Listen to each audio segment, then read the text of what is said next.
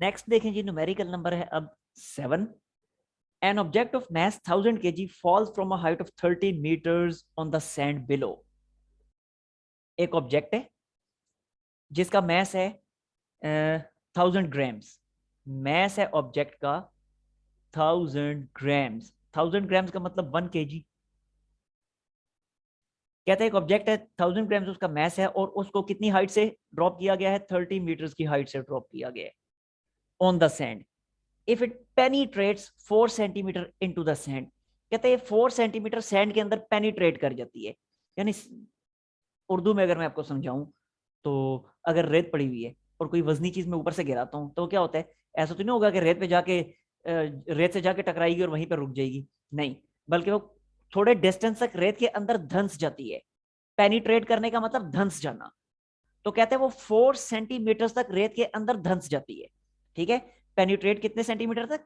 4 centimetre तक वो penetrate करती है। तो जो पेनिट्रेशन का जो डिस्टेंस है उसको फिर मैं डी से डिनोट कर देता हूं। और वो डिस्टेंस है कितना? वो डिस्टेंस है 4 सेंटीमीटर, जो कि मीटर्स में होगा 0.04 मीटर्स। कहता है कि what opposing force is exerted on it by sand. रेत उस पर कितनी अपोजिंग फोर्स लगाएगी? जाहिर है जब वो रेत के अंदर धंसना शुरू होगा तो रेत उसको अपोज करेगी ना। वो रेत के अंदर धंसता जा रहा है तो रेत अपवर्ड डायरेक्शन में उस पर फोर्स लगाएगी। तो ये जो रेत अपवर्ड डायरेक्शन में अपोजिंग फोर्स लगा रही है, उसकी मोशन को अपोज करने के लिए जो फोर्स रेत उस पर लगा रही है, वो फोर्स हमने फाइंड करनी है। और वो force definitely force of friction ही तो होगी, रेत की फोर्स ऑफ फ्रिक्शन। ठीक है, तो इसको मैं एफ से डिनोट करता हूँ इस फोर्स को, और ये फोर्स मैंने फाइंड करनी है। ठीक हो गया? तो यहाँ पे मैं आपको चलिए डायग्राम भी बना के दिखा देता हूँ कि अगर ये रेत है और यहां से उस ऑब्जेक्ट को गिराया गया है और रेत की सरफेस से इसकी जो हाइट है ऑब्जेक्ट की, वो हाइट 30 मीटर्स है। 30 मीटर्स है। तो जब वो आके इस पॉइंट पे गिरेगी तो थोड़ा अंदर तक धंसेगी, यानी तकरीबन यहां तक वो पहुंच जाएगी। तो ये जो डिस्टेंस है, इस डिस्टेंस के बारे में बताया गया है कि that distance is 0.04 metres. 0.04 metres. तो सवाल है कि रेत उस पर कितनी फोर्स ऑफ फ्रिक्शन अप्लाई करेगी, ये आपने फाइंड करना है। ठीक है, तो पहले तो मैं ये फाइंड कर लेता हूं कि इस पॉइंट तक पहुंचते पहुंचते उसकी काइनेटिक एनर्जी कितनी हो जाएगी। पहले वो मैं सिंपली फाइंड कर लेता हूं। तो देखिए इस पॉइंट तक पहुंचते पहुंचते उसकी काइनेटिक एनर्जी कितनी हो जाएगी। वंस अगेन वही पुराना कॉन्सेप्ट जो अभी तक हम यूज करते रहे कि loss in potential energy will be equal to gain in kinetic energy. जरा उसको एक हाइट से गिराया गया, तो जब उस पर्टिकुलर हाइट से गिराया गया तो वहां पे उसकी पोटेंशियल एनर्जी मैक्सिमम थी, और जैसे जैसे नीचे आ रहे हैं तो पोटेंशियल एनर्जी में लॉस आ रहा है। लेकिन साथ ही साथ वेलोसिटी क्योंकि इंक्रीज करती जा रही है तो काइनेटिक एनर्जी में गेन आता चला जाएगा। यही चीज मैं यहाँ पे लिख देता हूँ कि loss in potential energy is equal to gain in kinetic energy. Loss in potential energy is equal to gain in kinetic energy. देखें जी, लॉस इन पोटेंशियल एनर्जी, तो पोटेंशियल एनर्जी इनिशियल पॉइंट पे मैक्सिमम होगी, final point पे आके zero हो जाएगी। तो मैंने लिखा initial potential energy minus final potential energy. इस तरह गेन इन काइनेटिक एनर्जी, तो फाइनल पॉइंट यानी जस्ट जब वो उस रेत की सरफेस को स्ट्राइक करने वाला होगा उस वक्त की जो काइनेटिक एनर्जी है that will B final kinetic energy minus, और जब वो ऊपर से उसको रिलीज किया गया था उस वक्त की जो काइनेटिक एनर्जी है that is initial kinetic energy. ठीक है, वंस अगेन देखिएगा कि जो उसकी फाइनल पोटेंशियल एनर्जी है, यानी जब आके रेत की सरफेस को वो जस्ट स्ट्राइक करने ही वाला होगा तो उस वक्त पोटेंशियल एनर्जी कितनी होगी? जीरो। क्योंकि उस वक्त उसकी वेलोसिटी उस वक्त उसकी हाइट जीरो हो चुकी होगी। जब वो रेत की सरफेस पे पहुंच जाएगा तो हाइट जीरो हो चुकी होगी ना, इसलिए पोटेंशियल एनर्जी जीरो हो चुकी होगी। जबकि काइनेटिक एनर्जीज की बात करें तो जब मैं जिस पॉइंट से उसको रिलीज किया था उस पॉइंट, वो इनिशियल पॉइंट जो है, उस इनिशियल पॉइंट पे क्योंकि वेलोसिटी जीरो थी तो लिहाजा उस इनिशियल पॉइंट पे काइनेटिक एनर्जी भी जीरो होगी। सो ये भी होगी जीरो। बाकी जो बचा उसको लिख दें। देखें इनिशियल पोटेंशियल एनर्जी की जगह मैं क्या लिखूंगा? mgh। इसी तरह फाइनल काइनेटिक एनर्जी की जगह क्या लिखूंगा? 1/2 mvf²। ठीक है, और अगले स्टेप में चलें इस तरह करें, 1/2 mvf² लिखने की जरूरत ही नहीं है क्योंकि मुझे यहाँ पे काइनेटिक एनर्जी चाहिए। इसको ऐसे ही रहने दें, फाइनल काइनेटिक एनर्जी को इसी फॉर्म में रहने दें। फाइनल काइनेटिक एनर्जी को इसी फॉर्म में रहने दें क्योंकि मुझे फाइनल काइनेटिक एनर्जी ही फाइंड करनी है। वैल्यूज पुट करें यहाँ से यहाँ पे तो देखें m कितना है, वो है 1 kg, g की वैल्यू कितनी है, वो है 9.8, और हाइट कितनी है, हाइट 30 मीटर्स। यहां से आपको फाइनल काइनेटिक एनर्जी मिल जाएगी। ठीक हो गया। तो देखें फाइनल काइनेटिक एनर्जी कितनी आती है, फाइनल काइनेटिक एनर्जी कितनी आएगी, 30 को 9.8 से मल्टीप्लाई कर दें, 30 मल्टीप्लाई 9.8, ये आता है 294। कितना बनेगा, ये बन गया 294। यानी जैसे जस्ट उस रेत की सरफेस को स्ट्राइक करने से पहले जो उसकी काइनेटिक एनर्जी थी, वो काइनेटिक एनर्जी आ गई हमारे पास 294 जूल्स। ये तो आ गई हमारे पास फाइनल काइनेटिक एनर्जी। लेकिन हमें फाइंड क्या करना है, हमें फाइंड करना है कि जब वो पेनिट्रेट करना शुरू करेगा और पेनिट्रेट करते करते अपने मैक्सिमम पेनिट्रेशन पॉइंट तक पहुंच जाएगा, तो उस वक्त तक वो रेत, वो सैंड, उस पर कितनी फोर्स, अपोजिंग फोर्स अप्लाई कर चुकी होगी, वो अपोजिंग फोर्स हमने फाइंड करनी है। ठीक है, तो देखें जरा वो सैंड कितनी अपोजिंग फोर्स उस पर अप्लाई कर चुकी होगी। अब जरा देखिएगा, अब इस पॉइंट पे उसकी काइनेटिक एनर्जी है मैक्सिमम, लेकिन जैसे ही वो रेत के अंदर पेनिट्रेट करना शुरू होगा, वेलोसिटी कम होनी शुरू हो जाएगी ना, और जब वेलोसिटी कम होनी शुरू हो जाएगी तो काइनेटिक एनर्जी कम होनी शुरू होगी। करते करते करते करते जब इस मैक्सिमम पेनिट्रेशन पॉइंट तक पहुंच जाएगा, अब काइनेटिक एनर्जी जीरो हो चुकी होगी, क्योंकि वेलोसिटी जो जीरो हो चुकी होगी। ठीक है, तो इसका मतलब है सारी की सारी काइनेटिक एनर्जी किसमें जो है कंज्यूम हो चुकी होगी, सारी की सारी kinetic energy work done against opposing force, उसमें जाया हो चुकी होगी।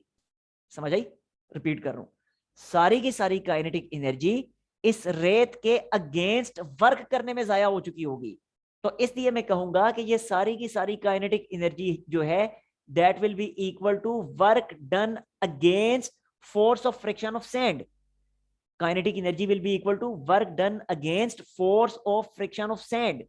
ये सारी काइनेटिक एनर्जी उस सैंड की फोर्स ऑफ फ्रिक्शन के अगेंस्ट जाया हो चुकी होगी, इसलिए लिख दिया kinetic energy is equal to work done against force of friction of sand. अब वैल्यू पुट करते हैं काइनेटिक एनर्जी की, जो कि है 294, और ये फोर्स ऑफ फ्रिक्शन जो है सैंड की, इसे मैं कैसे लिखूंगा, sorry work done against force of friction जो है कैसे लिखूंगा, लिखूंगा force of friction of sand multiplied displacement covered. ठीक हो गया। अब देखिए कितना डिस्प्लेसमेंट कवर किया इसने सैंड के अंदर, तो सैंड के अंदर इसने इतना डिस्प्लेसमेंट कवर किया 0.04, तो इसलिए अगले स्टेप में मैं लिखूंगा फोर्स ऑफ फ्रिक्शन ऐसे ही लिखा जो फाइंड करनी है, और इस सैंड के अंदर इस फोर्स ऑफ फ्रिक्शन के दौरान जो डिस्प्लेसमेंट कवर हुआ वो कितना है, वो ये वाला डिस्प्लेसमेंट है 0.04।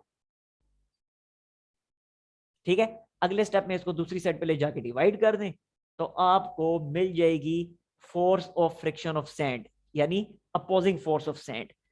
तो 294 को डिवाइड कर दिया मैंने 0.04 से, और ये मेरे पास आ गया 7350 Newton, 7350 Newton.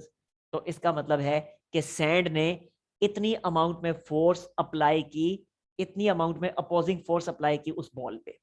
That's the answer. ठीक हो गया जी। तो ये था हमारा न्यूमेरिकल नंबर 7। अब आप इसको वीडियो को यहाँ पॉज करें और इसका स्क्रीनशॉट ले लें। मैं बोर्ड साफ कर रहा हूं और अब मैं आता हूं न्यूमेरिकल नंबर 8 की तरफ।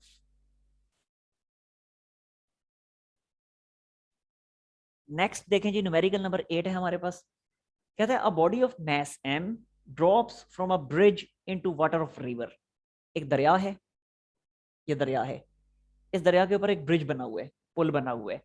उस पुल से एक ऑब्जेक्ट दरिया के अंदर फेंकी जाती है, कोई भी ऑब्जेक्ट है उसको दरिया के अंदर फेंका जाता है। The bridge is 10 metre high from the water surface.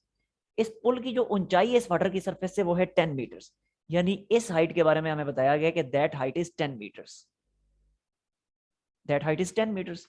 अच्छा, मजीद आगे देखें, कहते हैं फाइंड द पार्ट ए में कहते हैं find the speed of the body 5 metre above the water surface. कि वाटर की सरफेस से 5 मीटर की हाइट पे उस ऑब्जेक्ट की स्पीड कितनी होगी। पहले मैं गिवन डाटा यहाँ पे लिख देता हूँ कि सबसे पहले देखें कितनी हाइट से उसको ड्रॉप किया गया है, कितनी हाइट से ड्रॉप किया गया है, 10 मीटर की हाइट से उस ऑब्जेक्ट को ड्रॉप किया गया। ठीक हो गया।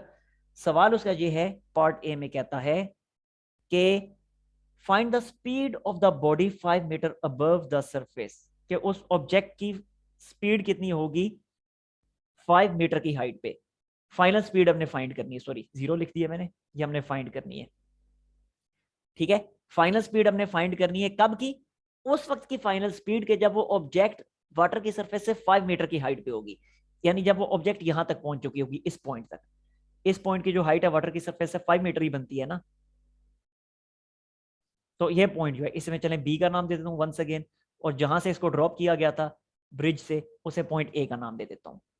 अब पॉइंट ए की जो हाइट है वाटर सरफेस से वो 10 मीटर्स है, पॉइंट बी की जो हाइट है वाटर सरफेस से वो 5 मीटर्स है। तो कहते हैं ऑब्जेक्ट जब 5 मीटर्स की हाइट पे रह जाएगी वाटर सरफेस से, यानी ऑब्जेक्ट जब पॉइंट बी पे पहुंच जाएगी, तो बताएं उस ऑब्जेक्ट की वेलोसिटी कितनी हो चुकी होगी। तो उस वेलोसिटी को मैंने वी एफ का नाम दे दिया, और ये मैंने फाइंड करनी है। जबकि वी आई कितनी होगी, जाहिर सी बात है यहां से जब ऑब्जेक्ट को रिलीज किया गया तो वी आई कितनी होगी, वी आई यकीनी तौर पे 0 होगी, तो वो भी मैं यहाँ पे लिख देता हूँ वी आई इज 0। ठीक हो गया। तो वी एफ हमने फाइंड करनी है। वी एफ कब की फाइंड करनी है, उस वक्त की वी एफ के जब वो वाटर सरफेस से ऑब्जेक्ट 5 मीटर की हाइट पे होगी। तो पार्ट ए में एच डैश जो है यानी न्यू हाइट, उसकी वैल्यू कितनी है, वो है 5 मीटर्स। ठीक है, या चलें इसको एच डैश का नाम नहीं मैं देता, 10 मीटर की जो हाइट है इसे वंस अगेन मैं नाम दे देता हूँ h1 का, और 5 मीटर की जो हाइट है उसे मैं नाम दे देता हूँ h2 का। ले भाई, h1 और h2 का मैंने नाम दे दिया, मजीद आसान हो गया काम। h1 जो है 10 मीटर्स और h2 जो है 5 मीटर्स। तो पार्ट ए में तो ये कहा हुआ है कि आपने फाइनल वेलोसिटी फाइंड करनी है 5 मीटर की हाइट पे। पार्ट बी में क्या कहा हुआ है, find the speed of the body before it strikes the water. Water को जब स्ट्राइक करेगी वो ऑब्जेक्ट, जस्ट वाटर को स्ट्राइक करने से पहले उसकी हाइट सॉरी उसकी वेलोसिटी कितनी होगी। अगेन यहां भी फाइनल वेलोसिटी फाइंड करनी है, यहां भी फाइनल वेलोसिटी फाइंड करनी है, लेकिन अब फाइनल वेलोसिटी कौन सी, अब फाइनल वेलोसिटी उस वक्त की जब वो ऑब्जेक्ट बिल्कुल वाटर की सरफेस तक पहुंच चुकी होगी। तो देखें जब वाटर की सरफेस पे पहुंच चुकी होगी ऑब्जेक्ट, यहां पे जब पहुंच चुकी होगी, हाइट कितनी हो चुकी होगी, हाइट हो चुकी होगी 0।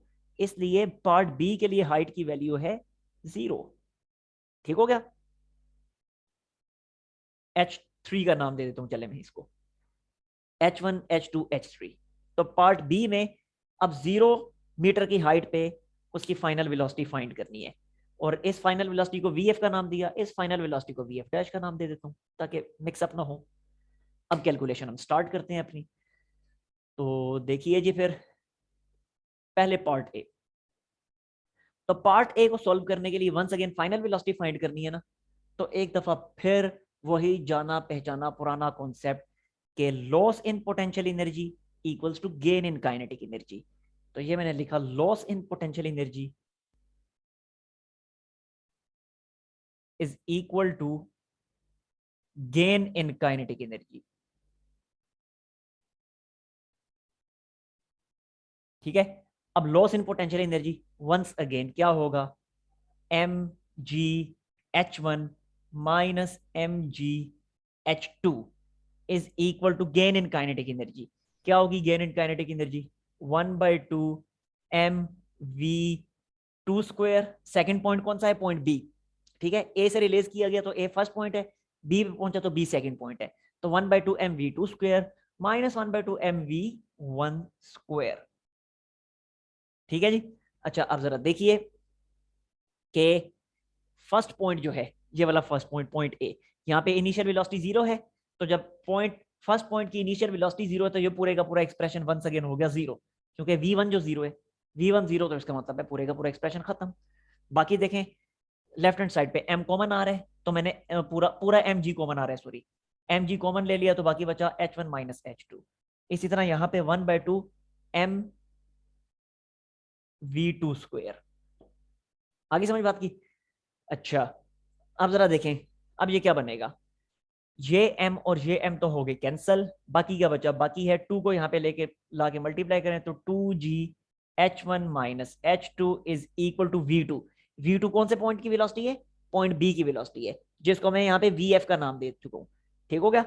तो यहाँ पे मैंने लिख दिया फिर vf स्क्वायर, और अगले स्टेप में vf क्या हो जाएगा, यानी पॉइंट b की वेलोसिटी वो क्या हो जाएगी, 2g h1 minus h2 inside the square root. Values put कर दें तो ये लिखा 2 multiply 9.8 multiply h1 minus h2। चलें पूरा ही लिख देता हूँ। h1 कितना है, h1 है 10, h2 है 5, तो लिखा 10 - 5 inside the square root. Simplify करें और VF फाइंड कर लें। तो देखें जी, लिखते हैं इनसाइड द स्क्वायर रूट 2 × 9.8 × 5 बनेगा जी, और ये बनता है 9.89, 9.89, जिसको राउंड ऑफ करके लिख देते हैं 9.9, 9.9 मीटर पर सेकेंड। ये आगे फाइनल वेलोसिटी कौन से पॉइंट की, पॉइंट बी की। ठीक है, अच्छा अब पार्ट बी की तरफ आते हैं। ये था पार्ट ए, अब आते हैं पार्ट बी की तरफ। अब पार्ट बी में क्या कहता है, पार्ट बी में कहता है कि जब वो वाटर की सरफेस को हिट करने वाली होगी तो उस वक्त उसकी वेलोसिटी कितनी होगी, यानी जब H3 0 हो चुकी होगी उस वक्त वेलोसिटी कितनी होगी। तो अगेन फिर यही लिखते हैं, loss in potential energy equal to gain in kinetic energy. Loss in potential energy is equal to gain in kinetic energy. ठीक है, loss in potential energy once again क्या लिखेंगे, mgh1 माइनस mgh3 अब मैंने लिखा। ठीक है, क्योंकि अब ये पार्ट बी कर रहा हूं ना, तो पार्ट बी में जो हाइट मैंने ली हुई है वो क्या ली है, h3 ली है, तो मैंने लिखा mgh3 is equal to gain in kinetic energy once again 1/2 mv। अब v3 ले लें, क्यों, क्योंकि अब यहाँ की जो वेलोसिटी है उसे मैंने v3 का नाम दिया हुआ है, यानी इस पॉइंट की जो वेलोसिटी है, बिल्कुल जो लास्ट पॉइंट है, ये वाला जो पॉइंट है, इसकी वेलोसिटी को v3 का नाम दिया हुआ है। तो ये मैंने लिखा 1/2 mv3 square minus 1/2 mv1 square. v1 कौन सा है, पॉइंट ए, उसकी वेलोसिटी v1 है। ठीक है जी, अच्छा अब ये बनेगा क्या, once again once again once again v1 यानी पॉइंट ए की जो वेलोसिटी है वो क्या थी, 0, तो लिहाजा ये पूरे का पूरा एक्सप्रेशन होगा 0। एक चीज, दूसरी चीज देखें, h3 हाइट कितनी है, h3 हाइट ये मैंने बता दी थी 0 है, तो इसलिए ये पूरे का पूरा एक्सप्रेशन भी गया 0। बाकी क्या बचा, बाकी बचा mgh1 is equal to 1/2 mv3 square. तो ये लिखा मैंने mgh1 is equal to 1/2 mv3। v3 velocity को क्या नाम दिया हुआ इस केस में, vf डैश का, तो ये लिखा vf डैश का स्क्वायर। अगेन m और m हो गए कैंसल, 2 को यहां पे लाके मल्टीप्लाई करें तो बना 2gh1 is equal to vf dash square, और vf डैश क्या आएगा, सिंपली दोनों साइडों का स्क्वायर रूट ले लें, तो 2gh1 inside the square root, values put करें, 2 × 9.8 multiply h1 height, h1 height क्या है, वो है 10 मीटर्स, तो ये लिखा multiply 10 inside the square root. Simplify कर लें, आपके पास फाइनल वेलोसिटी आ जाएगी। तो लिखते हैं g inside the square root 2 × 9.8 multiply 10 and it becomes 14, ठीक है, 14 मीटर पर सेकेंड। तो ये था न्यूमेरिकल नंबर 8। यहां पे इसको पॉज करके स्क्रीनशॉट ले लें, मैं आता हूं न्यूमेरिकल नंबर 9 की तरफ। अच्छा एक चीज मैं आपको यहां बता दूं कि शायद आपको यहाँ पे कंफ्यूजन हो रही हो काफी सारी, कि उधर मैं पॉइंट ए कह रहा हूँ या फिर वेलोसिटी उसके लिए v1 लिख रहा हूँ, पॉइंट बी कह रहा हूँ वेलोसिटी v2 कह रहा हूँ, पॉइंट सी जो है पॉइंट, इसे पॉइंट सी कह देता हूँ, पॉइंट सी कह रहा हूँ यानी वाटर की सरफेस पे जो पॉइंट है, पॉइंट सी कह रहा हूँ, यहाँ पे वेलोसिटी v3 कह रहा हूँ, कंफ्यूजन हो रही होगी। तो कोई इतना बड़ा मसला नहीं है, आप ऐसे करें पॉइंट्स को, ये पॉइंट ए जो है इसे ये मैं नाम दे दिया पॉइंट 1 का, पॉइंट बी जो है इसे नाम दे दिया पॉइंट 2 का, पॉइंट सी जो है इसे नाम दे दिया पॉइंट 3 का। अब देखें काम आसान हो गए। अब यहाँ पे पॉइंट पार्ट ए में फाइनल वेलोसिटी मैंने फाइंड करनी थी पॉइंट बी की ना, तो पॉइंट बी की फाइनल वेलोसिटी फाइंड करनी है, तो यहाँ पे मैं इसको लिख देता हूँ, ये मैंने लिख दिया v2, क्योंकि पॉइंट बी को मैंने v2 का नाम दिया हुआ है, पॉइंट बी को 2 का नाम दिया हुआ है, तो v2 लिख दिया। ठीक है, मजीद अगर अभी कंफ्यूजन है तो ये मैं v2 के साथ यहाँ पे vb लिख देता हूँ, और आसान हो गया। ठीक हो गया, ये था पार्ट ए। अब वहां पे आप टैली कर लीजिएगा, आपको इतना बड़ा मसला नहीं रहा। इस तरह पार्ट बी में यहाँ भी कंफ्यूजन अगर हो रही है, वी एफ डैश जो है, वी एफ डैश किस पॉइंट की वेलोसिटी है, पॉइंट सी की, और पॉइंट सी को मैंने पॉइंट 3 का नाम दिया हुआ है, तो यहाँ पे लिख दें v3 डैश। ठीक है, चलें सिंपली v3 लिख दें, v3 डैश लिखने की जरूरत नहीं है। इसी तरह v3 पॉइंट नंबर 3 कौन सा है? पॉइंट सी है, तो यहाँ पे लिख दें VC, दैट्स ऑल। ठीक हो गया जी। अब आई थिंक कि अब इसमें इतना कोई बड़ा मसला नहीं रहा। अब इसका यहाँ पे ले लें स्क्रीनशॉट, और अब मैं इसको साफ करके आ रहा हूँ न्यूमेरिकल नंबर 9 की तरफ।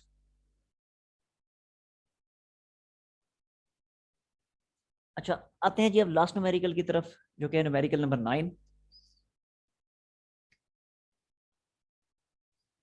कहता है the engine of JF thunder fighter made by Pakistan and China develops a thrust of 3000 Newton.